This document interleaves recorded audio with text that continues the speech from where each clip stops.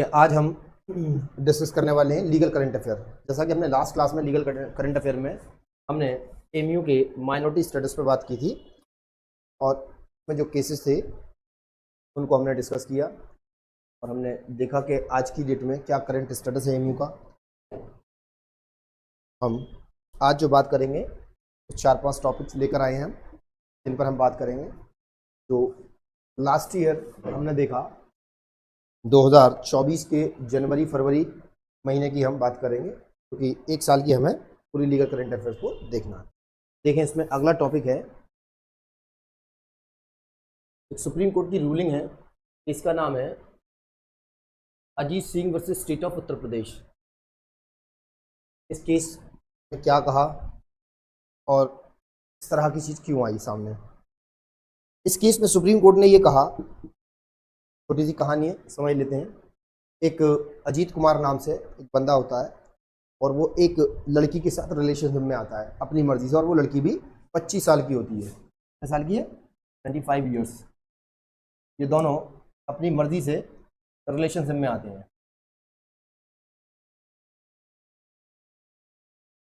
यानी कि इनका जो रिलेशनशिप है वो इनकी मर्जी से होता है, कंसेंसुअल होता है, यानी कि कंसेंट के साथ एंटर करते हैं। और इसमें जो लड़का होता है वो क्या करता है,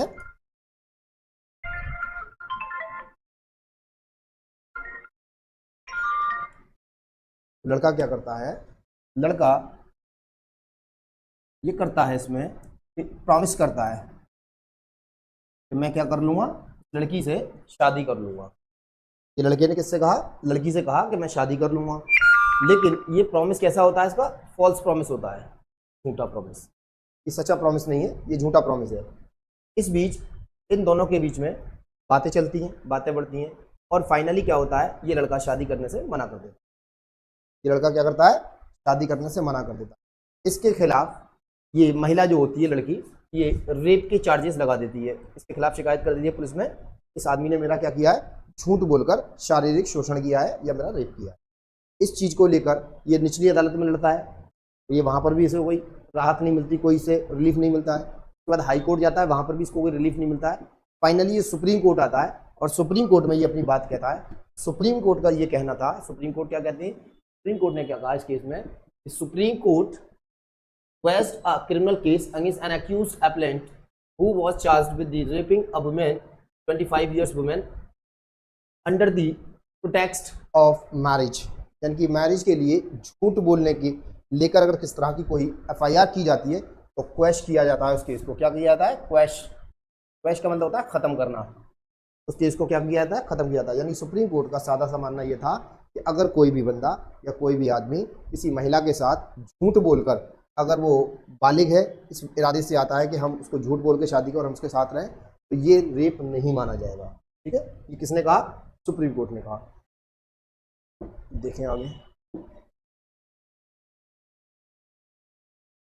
ठीक, इसमें जो बातें कहीं वो क्या कहीं देखें। तो क्या further more the division bench noted that the allegations in the case were insufficient to proceed against the appellant। यानी कि जो केस में जो आरोप लगाए गए थे वो कैसे थे? आरोप पर्याप्त आरोप नहीं थे केस चलाने के लिए। ये किसने कहा? सुप्रीम कोर्ट ने कहा। सुप्रीम कोर्ट की जो बेंच थी, इसमें 2 जजेस की बेंच थी, और उस बेंच ने क्या कहा, ये कहा कि इसमें कोई इस तरह के एलिगेशंस नहीं है जिससे कि हम उस केस को आगे कंटिन्यू चला सकें। Stating that no prudent person could conclude that there was sufficient ground for the such proceedings।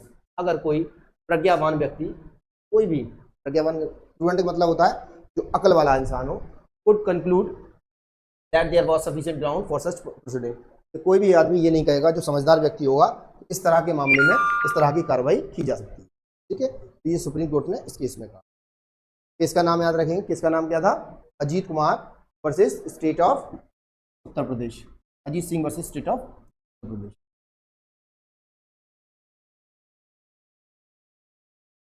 इसमें सीधी सी बात है, इसमें क्या कहा गया कि कोई भी व्यक्ति अगर क्या करता है कि झूठा शादी का वादा कर कर किसी लड़की के साथ में अगर रहता है और लड़की बालिग है, तो इसको क्या नहीं माना जाएगा? इसको रेप नहीं माना जाएगा। सुप्रीम कोर्ट ने आगे देखिए।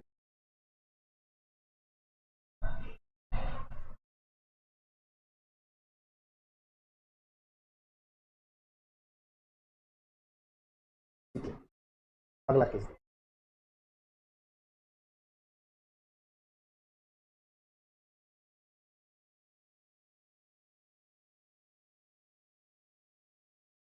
ठीक है। अगला देखो किस केस में उन्होंने कहा,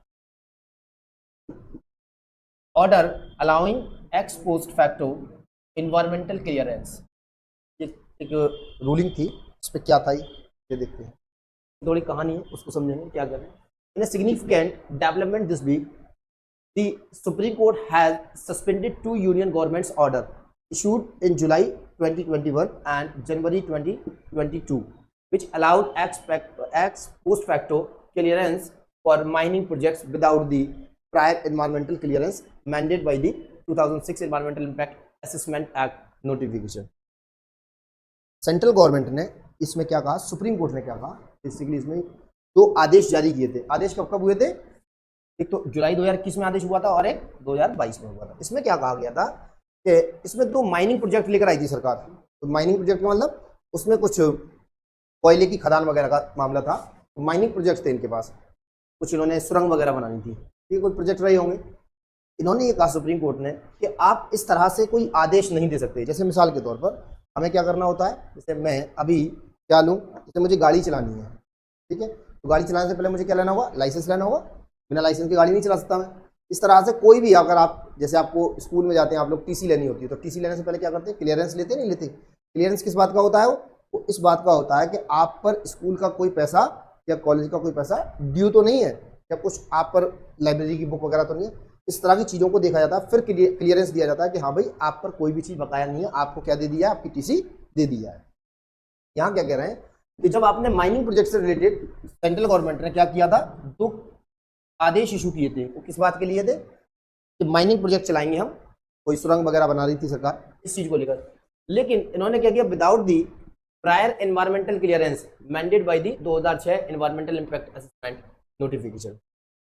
इससे पहले जो एनवायरमेंटल असेसमेंट, जो इम्पैक्ट असेसमेंट थी EIA, ये क्या करती है कि इस तरह का कोई भी प्रोजेक्ट अगर चलाएंगे आप, तो पहले क्या लेना होगा आपको, इन्वायरमेंटल अथॉरिटी से क्या लेना होगा, आपको इन्वायरमेंटल क्लियरेंस लेना होगा। इसका मतलब क्या होता है, जैसे हम कोई प्रोजेक्ट काम कर रहे हैं यहाँ पर, मिसाल के तौर पर हम रोड बना रहे हैं, तो आपको इन्वायरमेंटल अथॉरिटी से ये परमिशन लेनी होगी पहले से कि हम ये काम जो करने जा रहे हैं इससे इन्वायरमेंट पे कोई नेगेटिव इम्पैक्ट तो नहीं पड़ेगा, कोई नुकसान तो नहीं होगा, प्रदूषण तो नहीं होगा। इस तरह का अगर वो क्लियरेंस दे देते हैं आपको, तभी आप इस तरह का प्रोजेक्ट लॉन्च कर सकते हैं, अदरवाइज आप इस तरह का प्रोजेक्ट नहीं कर सकते, ठीक है।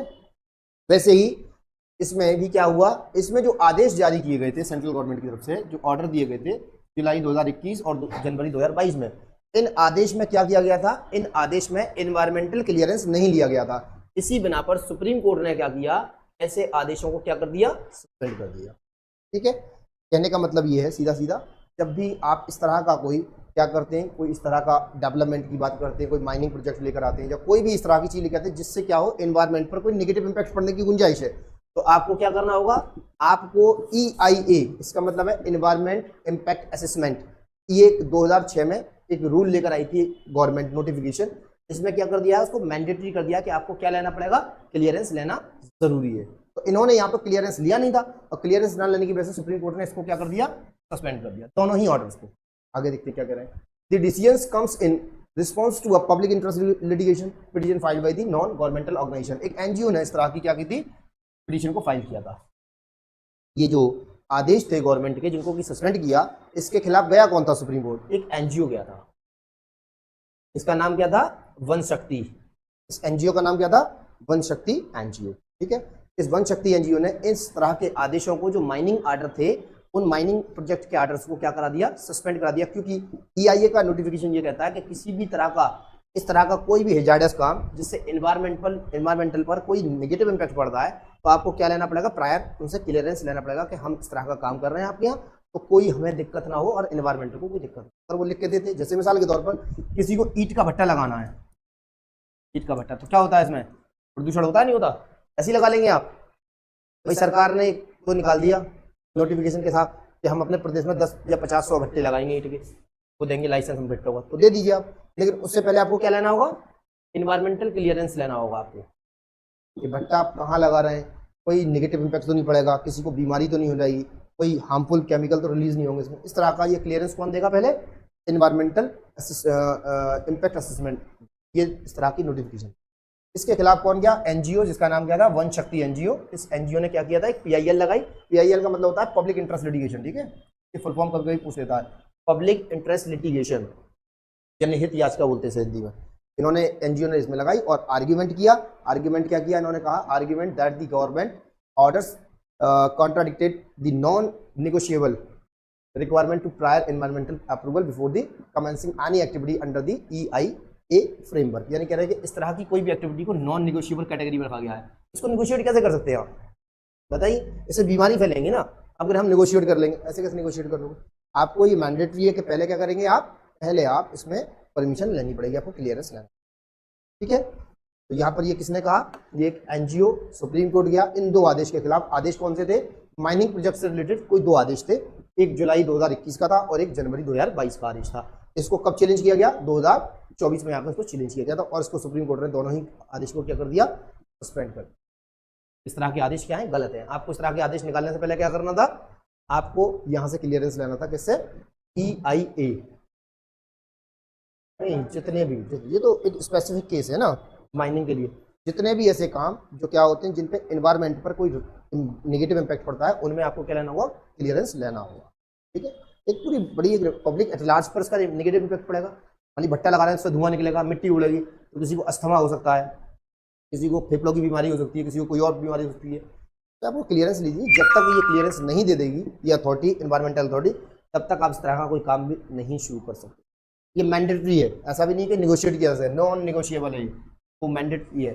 निगोशिएट नहीं कर सकते कि भाई कुछ टेबल टॉक करके इसको कोई बीच का रास्ता निकालना है, कुछ समझौता करना है, ऐसा नहीं हो सकता, ये मना कर दिया, ठीक है। ठीक,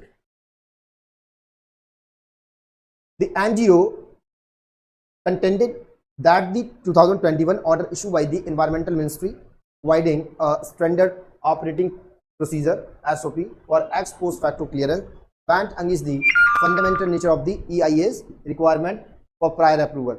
The Supreme Court acknowledged the balance between the sustainable development and the environmental protection, emphasizing the importance of the adhering the EIA's stipulation। ठीक है, इसमें क्या है, इन्होंने क्या कहा, इस तरह की चीज़ को हम बैलेंस करेंगे। किस चीज़ को बैलेंस करेंगे, इनके बीच में एक सस्टेनेबल डेवलपमेंट और प्रायर अप्रूवल।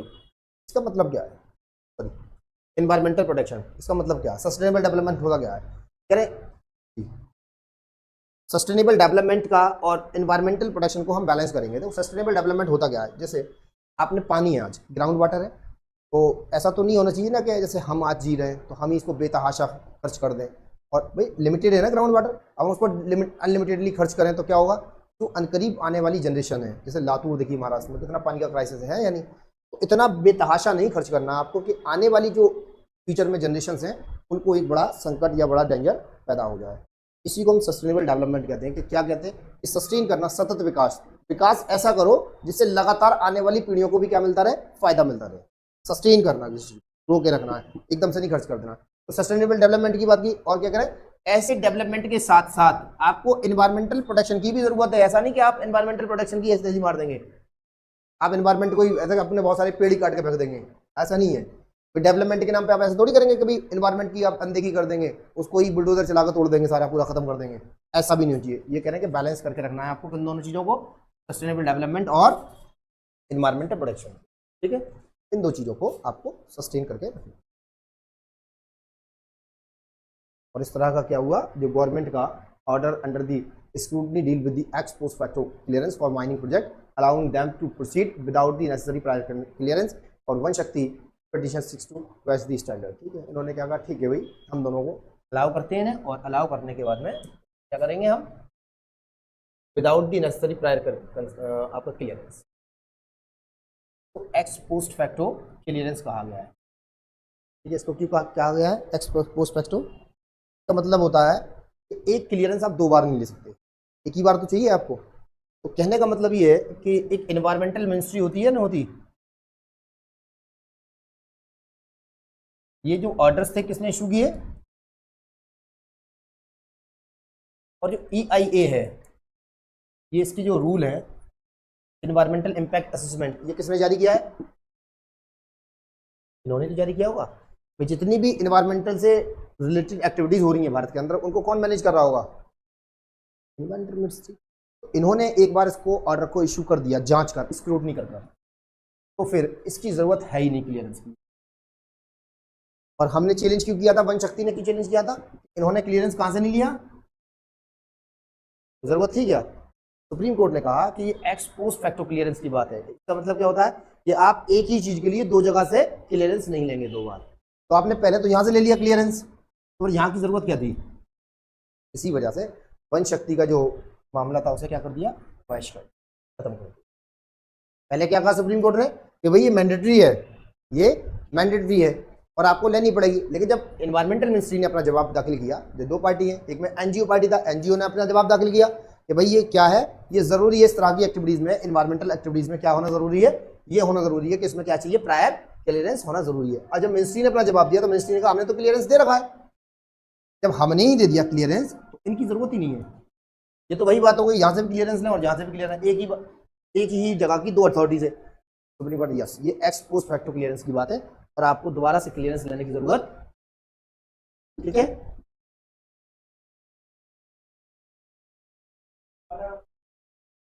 दोबारा नहीं, देखो समझ नहीं, जितनी भी सुपरवाइजरी अथॉरिटी है, जिनको भी सुपरवाइज कौन करता है? एनवायरमेंटल मिनिस्ट्री करती है सबको। जितने भी रूल रेगुलेशन आते हैं सब एनवायरमेंटल मिनिस्ट्री है, उसी के नीचे तो सारी अथॉरिटीज काम करती हैं। अब जब कोई क्लियरेंस पहले से हम टॉप से लेकर आ रहे हैं, एनवायरमेंटल मिनिस्ट्री से आ रहे हैं, तुम कह रहे हो यहाँ से भी लो, कोई वजह बचती है? जैसे मिसाल के तौर पे आपको डीएम ने परमिशन दे दी और फिर आपसे कोई जाओ एसडीएम से और लेकर आओ परमिशन, तो क्या एसडीएम बड़ा है डीएम से? जब डीएम ने परमिट कर दिया तो एसडीएम की जरूरत क्या है? जब एनवायरमेंटल स्टडीज एनवायरमेंटल मिनिस्ट्री ने ही आपको क्लियरेंस दे रखा है तो उसको दोबारा क्लियरेंस की जरूरत नहीं है। इसलिए एनजीओ की जो पिली थी इसको किसने क्वेश कर दिया? सुप्रीम कोर्ट ने। ठीक है, देखते हैं, ये बड़ा फेमस मामला है, आप लोग शायद जानते हो या नाम सुना हो, सुना है, दारू वारू के बारे में जानते हैं थोड़ा लिख कर। ये होती है लंदन स्प्राइट और ये होती है ब्लेंडर स्प्राइट। ठीक है, ये बड़ा बहुत बड़ा क्या है, ब्रांड है दारू का, इंग्लिश दारू का। ब्लेंडर स्प्राइट बहुत बड़ा ब्रांड है। ऐसे ही है ब्लेंडर स्प्राइट। ये लड़ाई किस बात की है? देखिए, नाम की लड़ाई है, होता है ना भैया, आपने ऐसा नाम क्यों रख दिया? कॉपीराइट होते हैं ना, जैसे आप एनएलसीसी क्लासेस को कोई और खोल दे इसी नाम से, लड़ाई होगी नहीं होगी? The Supreme Court issued a notice on a special leave to petition filed by the Period Richard India Private Limited। ये क्या था? ये नाम है, ठीक है, कंपनी का। इन्होंने क्या की? एक स्पेशल लीव टू पिटीशन दाखिल की। ये क्या होता है स्पेशल लीव टू पिटीशन? सीधे सुप्रीम कोर्ट जा सकते हैं आप। इसमें सुप्रीम कोर्ट से परमिशन मांगी जाती है कि हम इस मामले को सीधे आपको सुनाना चाहते हैं। ये आर्टिकल 136 में दिया गया है और आप सीधे सीधे परमिशन मांगते हैं सुप्रीम कोर्ट से। इस मामले की ग्रेविटी इतनी ज़्यादा है कि हम चाहते हैं कि सीधे तौर पर कौन सुने? आप सुने। सुप्रीम कोर्ट यहाँ पर आपको परमिशन दे भी सकता है और आपको परमिशन नहीं भी दे। अगर सुप्रीम कोर्ट आपको परमिट कर देगा तो सुनेगा, नहीं करेगा तो नहीं सुनेगा। यहाँ पे परमिशन दे दी सुप्रीम कोर्ट, यस हम सुन लेगा। तो challenging the Madhya Pradesh High Court's refusal to grant a injunction against the alleged trademark infringement involving whisky brand Blenders Pride and Imperial Blue amongst other. ये कह रहे हैं इन्होंने, जो मध्य प्रदेश हाई कोर्ट का एक डिसीजन था, रिफ्यूजल डिसीजन, किस बात का? मध्य प्रदेश हाई कोर्ट से इन्होंने इंजंक्शन मांगने की बात की। इंजंक्शन कहते हैं रोक को, ठीक है, स्टे जैसे बोलते हैं आसान भाषा में, स्टे को बोलते हैं। ठीक है, इन्होंने किसकी मांग की थी? स्टे की। किससे मांग की थी? मध्य प्रदेश हाई कोर्ट से। लेकिन मध्य प्रदेश हाई कोर्ट ने क्या करा है? इस स्टे को रिफ्यूज कर दिया कि हम आपको स्टे नहीं देंगे अगेंस्ट एलिज ट्रेडमार्क इन्फ्रिंजमेंट। और इन्होंने आरोप क्या लगाया कि आपने ट्रेडमार्क जो रूल है उनको इन्फ्रिंज किया, इनको तोड़ा। ट्रेडमार्क रूल समझते हैं ना कैसे होते हैं? समझ लीजिए, जैसे मैंने अपने नाम पर एक ब्रांड को ट्रेडमार्क करा रखा है। ट्रेडमार्क होता है टीएम लिखा रहता है। जब भी आप कोई नाम देखेंगे, जैसे मान लीजिए मिसाल के तौर पर आपने नाम देखा NLCC और यहाँ एक ऐसे लिखा रहेगा ट्रेडमार्क रहता है, और एक रहता है रजिस्टर्ड ऐसे, और एक रहता है सी का मतलब होता है कॉपीराइट, और TM का मतलब होता है ट्रेडमार्क, और R का मतलब होता है रिजर्व्ड। ठीक है, ये एक लॉ है, आप कोई दूसरा आदमी इसको नहीं खरीद सकता। रिजर्व का मतलब है हमने इसके चीजें रिजर्व कर रखी है, हमारे पास ही रहेंगे, कोई दूसरा आदमी इसको। और कॉपीराइट का मतलब होता है ये आपका जो भी इंटेलेक्चुअल प्रॉपर्टी है उस पर आप कॉपीराइट रखते हैं, यानी उसको बिना आपकी परमिशन के कॉपी नहीं कर सकता। फर्क है थोड़ा थोड़ा, लेकिन ये लॉ है, इस पर ज़्यादा मत जाइए। सी यहाँ बनाओ जिसमें ये देखिए आप जितनी भी, तो ये ऑनलाइन के लिए होता है कॉपीराइट। ऑफलाइन भी होता है, ऐसा नहीं कि मोस्टली आप जब किसी साइट वाइट को देखेंगे तो नीचे एक सी बनाकर से बनाएंगे सी कैसे बनता है, इसका मतलब कॉपीराइट। कॉपीराइट का मतलब है अगर आप बिना परमिशन के ऑथर की अगर से कॉपी पेस्ट करके कहीं बेचते हैं, जब से कोई मुनाफा लेते हैं, तो आपके खिलाफ क्या कर सकता है, वो कार्रवाई कर सकता है। या अपने नाम से बेचते हैं, भले ही आप जैसे मिसाल के तौर पर बहुत बड़े बड़े शायर हैं, आप शायरी बोल देते हैं, अब आप सोचें कि इसके शेर चुराए, उसके शेर अपने नाम से किताब छाप दो, आपने देखा आपको कोई, वो कॉपीराइट है। ठीक है। ट्रेडमार्क का मामला क्या है, जहां पर कोई आपने कोई बिजनेस कर रहे हैं, बिजनेस देखो यहाँ ट्रेडमार्क का मसला था, आपका कोई ब्रांड है तो ब्रांड था, इसमें क्या था, विस्की ब्रांड था, ब्लेंडर्स प्राइड और इंपीरियल ब्लू।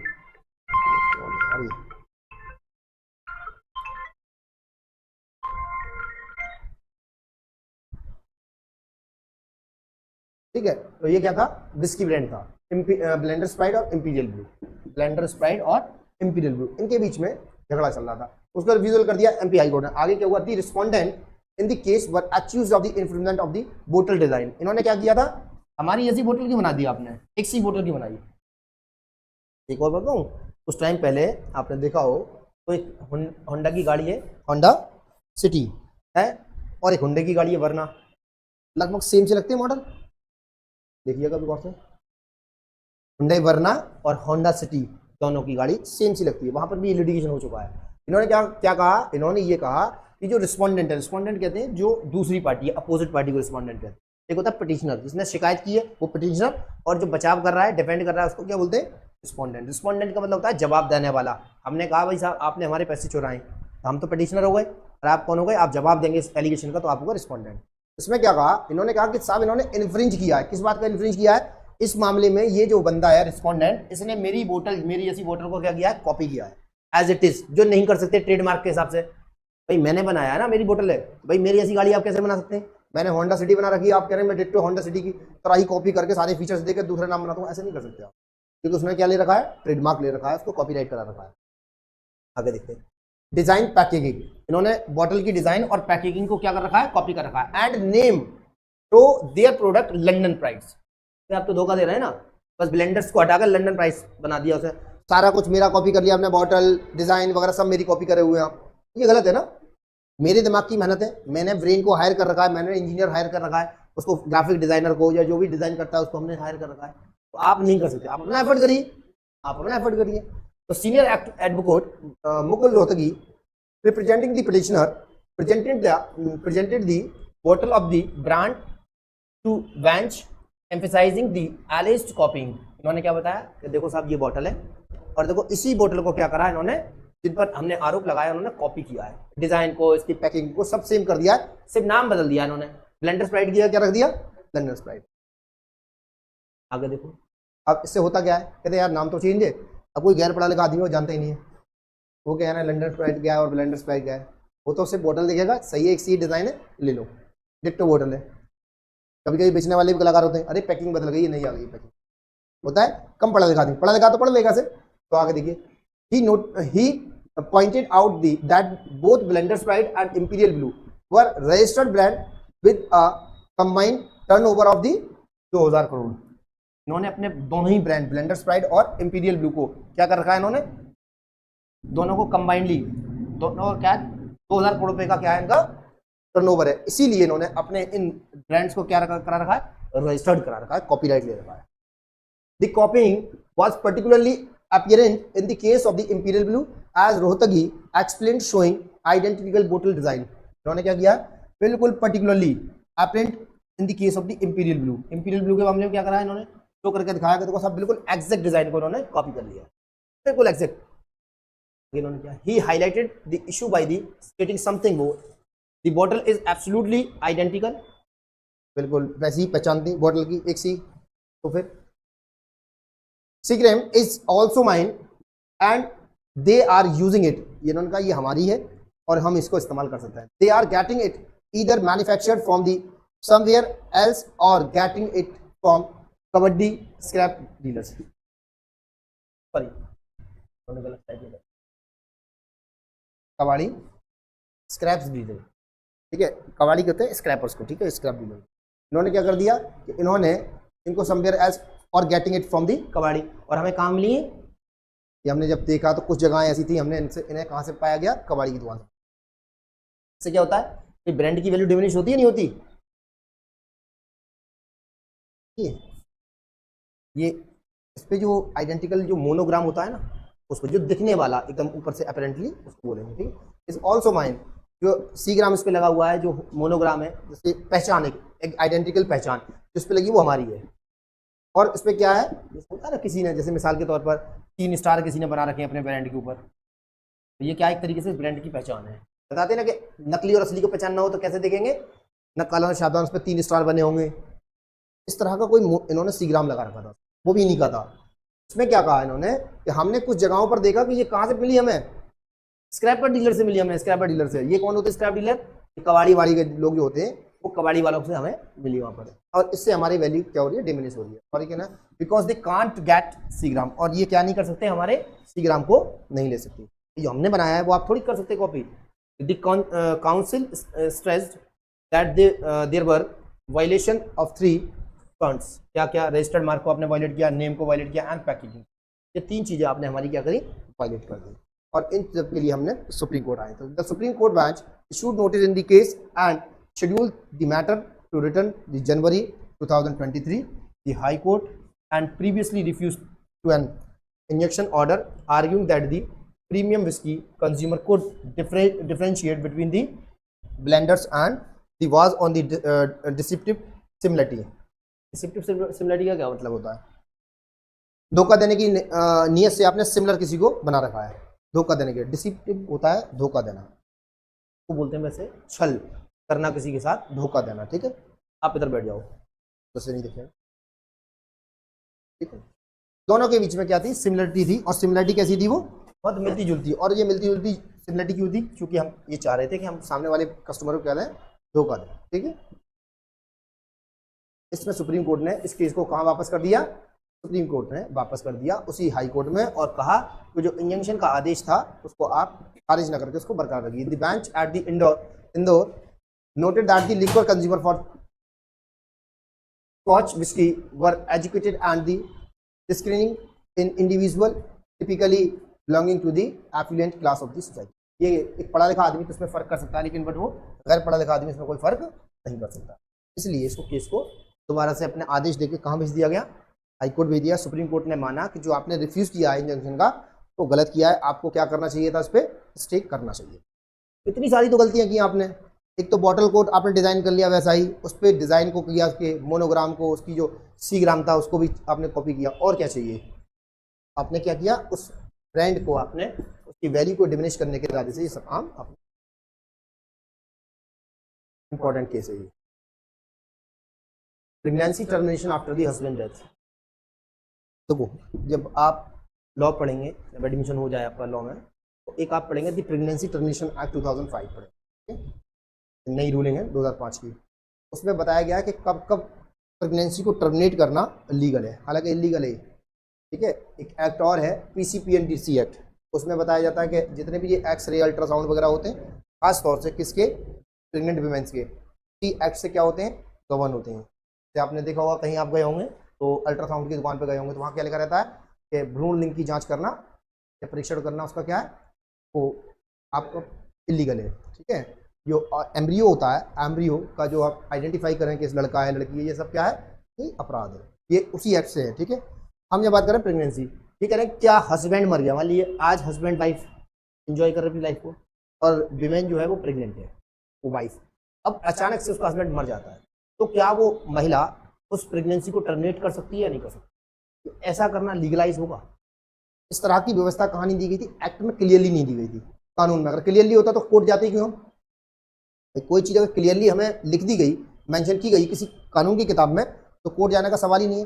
कोर्ट जाता ही इंसान वहाँ पे जहाँ पे एम्बिग्यूअस चीज़ें हो जाएं, जहाँ पे कुछ लगे कि यार कुछ ऐसा हो सकता है या ऐसा हो सकता है, यानी कि आदमी क्लियरली नहीं पता कर पाता ऐसा है या नहीं, तो ये नहीं लिखा था आपसे कि भाई जब in case the death of the husband, तो क्या प्रेगनेंसी को टर्मिनेट किया जा सकता है या नहीं किया जा सकता। तो हम इस सवाल को लेकर कहाँ पहुँचे, हम इस सवाल को लेकर हमने कहा चलो भैया सुप्रीम कोर्ट से या हाई कोर्ट से पता किया जाए इस सवाल को, इसकी कॉन्स्टिट्यूशनलिटी को चैलेंज किया जाता है। देखिए क्या करें, the Delhi high court in R versus union of India, इसका नाम क्या है, R versus union of India, ये दिल्ली हाई कोर्ट का केस था, ठीक है। तो the secretary ministry of health and family welfare and others, इनके जरिए कहाँ पहुंचे, यूनियन ऑफ इंडिया के खिलाफ कौन पहुंचा, ये कोई आर रहे होंगे, क्योंकि यहाँ नाम क्यों नहीं खोला गया इस महिला का, क्योंकि उसकी पहचान को छुपाया गया। ठीक है, R versus union of India. और यूनियन ऑफ इंडिया में पार्टी किसको बनाया उन्होंने, मिनिस्ट्री के सेक्रेटरी को बना दिया। कौन सी मिनिस्ट्री के, ministry of health and family welfare ministry के, इसी में तो आता है मैटर। हाँ, इसको उन्होंने पार्टी बना दिया। तो क्या करें, allowed a women to terminate her pregnancy at 29 weeks due to extreme trauma following her husband death. ठीक है ना, 29 हफ्ते की, 29 वीक्स की, कितने 29 वीक्स। 29 वीक्स का मतलब समझ रहे हैं, 4 से डिवाइड करिए से निकल के आएगा कितना टाइम हुआ, कितने महीने की हो जाएगी, करीब करीब 7.5 महीना। ठीक है, तो 7.5 महीने की प्रेगनेंसी को ये टर्मिनेट करना चाहती थी, तो क्या कर, हाँ 7.5 7.5 हो गए, 7.25 रख लो, क्या 7 चौक 28, वैसे ही 7 महीना, करीब 7 महीना 2 वीक्स ऐसे मान के चलो, 1 वीक। तो कहने का मतलब ये 7 महीने की क्या कोई महिला इस केस में प्रेगनेंसी को टर्मिनेट कर सकती है। ये सवाल लेकर कहां पहुंची वो महिला, दिल्ली हाई कोर्ट। और किसको पार्टी बनाया उन्होंने, इनको। और इस सवाल को पूछा गया कि क्या हम इस एक्ट के जरिए, लेकिन वो ध्यान रहे नॉर्मल कंडीशन में नहीं कर रही है, वो महिला क्या कर रही है, to extreme trauma following her husband death, उसके हस्बैंड के मरने का सदमा इस लेवल का है उसको ट्रॉमा कि वो अपने होश में नहीं है, उसने अपने मेंटल होश आवास क्या कर रखे, खो रखे। तो क्या इस केस में उसकी प्रेगनेंसी को टर्मिनेट किया जा सकता है या नहीं किया जा सकता। Justice Subramaniam Prasad emphasised that the right to reproductive choice includes the right not to procreate and recognize the women's emotional distress and suicidal tendencies as grounds for the termination। ठीक है, ये ग्राउंड हो सकते हैं टर्मिनेशन के। कौन कौन से ग्राउंड हो सकते हैं, देखो पहला इन्होंने बताया इमोशनल डिस्ट्रेस, बहुत ज़्यादा आदमी पागल सा हो गया उस वक्त। ठीक है, सुसाइडल टेंडेंसीज, बार बार मरने के लिए भागता हो, उसकी टेंडेंसीज कैसी है, खुदकुशी करने वाली, कि अगर अकेला छोड़ा जाएगा तो मर जाएगा। अब मान ली वो बच्चा पैदा हो गया और वो फिर बाद में वो सुसाइड कर ली, तो उसका भविष्य कैसा होगा बच्चे का। तो ये ग्राउंड हो सकता है as ground for the termination. ये क्या है, ये ग्राउंड है। ये किसने कहा, ये सुप्रीम कोर्ट ने कहा। ये ग्राउंड हो सकते हैं। कौन कौन से ग्राउंड है, पहला ग्राउंड इमोशनल डिस्ट्रेस है, वो उस लेवल की इमोशनली पागल हो चुकी है औरत कि वो अपने खुद को नहीं संभाल पा रही, तो आने वाले बच्चे को क्या संभालेगी, पहली चीज। दूसरी सुसाइडल टेंडेंसीज है उसके अंदर, बार बार क्या करने को भागती है, वो खुदकुशी करने को भागती है। तो इस तरह की चीजें, ये टर्मिनेशन का ग्राउंड हो सकता है कि भाई इस केस में हाई कोर्ट या सुप्रीम कोर्ट क्या कर सकता है, आपको परमिशन दे सकता है कि आप उसमें टर्मिनेट करा दीजिए। The court referred to a Supreme Court decision. अब कोर्ट ने क्या कहा, इसको रिफर कर दिया कहां पर, Supreme Court, and stated that it is each woman's prerogative to evaluate her life and make choice based on the changing circumstances. तो वो हर महिला की जिंदगी में, हर महिला की जिंदगी में परेशानियां, हर इंसान की लाइफ अपनी अपनी अलग अलग होती है, लेकिन ये सबके लिए नहीं हो सकता एक साथ। ये क्या है, चेंजिंग सर्कमस्टांसेस, हर महिला के अंदर क्या है, चेंज हो सकता है। भाई किसी की लाइफ किसी तरह की है, हो सकता है किसी के अंदर सुसाइडल टेंडेंसीज हो सकती है, किसी के अंदर कुछ और होता है, किसी के अंदर कुछ और हो सकता है। ये सब चीज़ें क्या हैं, ये सेम नहीं है, हर इंसान के अंदर थोड़ा थोड़ा फर्क हो सकता है। आगे उन्होंने क्या कहा, the petitioner who had been married since, the petitioner who had been married since February of the previous year, इनकी शादी कब हुई थी, लास्ट साल के फरवरी में। Short permission for a medical termination of her pregnancy after the husband passed away in October 2023। She discovered the pregnancy while staying at her parents' house and decided not to continue with it due to the emotional turmoil caused by her husband। इसको पता कब लगा, इसकी ये pregnant है और ये अपने फादर के घर पर थी, तब पता लगा, और इसने तभी डिसाइड किया कि हम इस प्रेगनेंसी को क्या नहीं रखना चाहते, कंटिन्यू नहीं करना चाहते।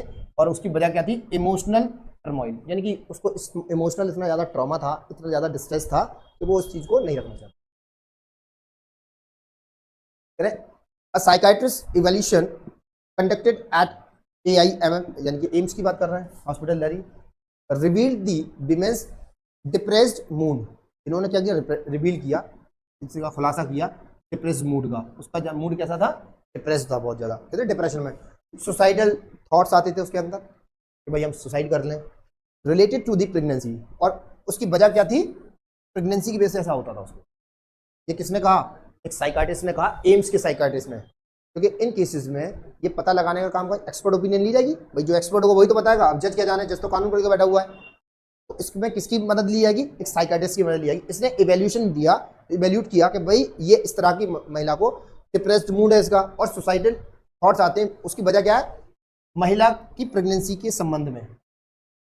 आगे, and provisional diagnosis of the depression with the issue link to the death of the her spouse. और इसकी जो वजह थी, बेसिक जो वजह थी डिप्रेशन की, वो कैसी थी, with issue link with the death of the spouse, उसके हस्बैंड की डेथ। प्राइमरी वजह क्या थी, इसके हस्बैंड की डेथ। अगर वो ना मरता तो सब कुछ सही रहता। देन आफ्टर फाइनल वजह क्या रही, उसकी प्रेगनेंसी।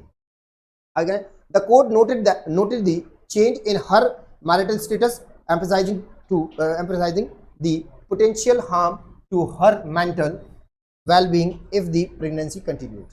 इसके अंदर क्या चेंज आया, मैरिटल स्टेटस से लेकर चेंज आने के बाद में इसके अंदर जो चेंज आया, वो क्या चेंज महसूस करती थी औरत, यदि potential harm to her mental well if the pregnancy continue, कि अगर कोई मैंने ये प्रेगनेंसी को कंटिन्यू रखा तो मैं क्या कर लूंगी, कोई बड़ा नुकसान अपना, ये इस तरह की चीजें उसके दिमाग में चलती थी उस महिला के अंदर। तो Delhi high court allowed to the woman to undergo the termination procedure at AIIMS even though she had exceeded the gestation period of 24 weeks, recognizing the exceptional circumstances of the case। इस केस को किस में रखा उन्होंने, exceptional condition में रखा, और क्या कहा कि इनका जो प्रेगनेंसी है वो वैसे नॉर्मली कितने महीने तक की कर सकते हैं आप टर्मिनेट, 24 महीने तक की।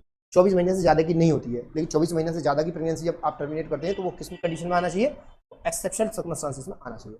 लेकिन हाई कोर्ट ने कहा कि इस तरह की हम प्रेगनेंसी को, इस तरह की महिला को हम कहाँ रखेंगे, एक्सेप्शनल सर्कमस्टांसेस में रखते हुए हम इनको अलाउ करते हैं कि ये क्या करा लें, अपनी टर्मिनेशन करा लें। लेकिन ऐसी टर्मिनेशन किसके सुपरविजन में होगा, एम्स के सुपरविजन। ये पूरा इस केस में इन्होंने कहा। ठीक है, अब आपको एक सवाल मिला कि नॉर्मल जो प्रेगनेंसी को टर्मिनेट किया जाता है वो कब तक कर सकते हैं आप, 24 वीक्स में, ये लीगल है। इसके ऊपर जब जाएंगे आप तब कोई ऐसी एक्सेप्शनल कंडीशन हो तब कर सकते, अदरवाइज नहीं। इस सवाल का जवाब ये मिल गया कि हस्बैंड की डेथ के बाद में आप जनरली तो नहीं कर सकते, जैसे किसी का आदमी मर गया तुरंत करें हम तो टर्मिनेट करें, ऐसा नहीं कर सकते आप। ये केस कैसा होना चाहिए, एक्सेप्शनल सर्कमस्टांसेस का होना चाहिए, तब ही आप क्या कर सकते हैं, इस तरह की मेडिकल टर्मिनेशन को क्या कर सकते हैं, अलाउ कर सकते हैं, अदरवाइज नहीं कर सकते। ये आपका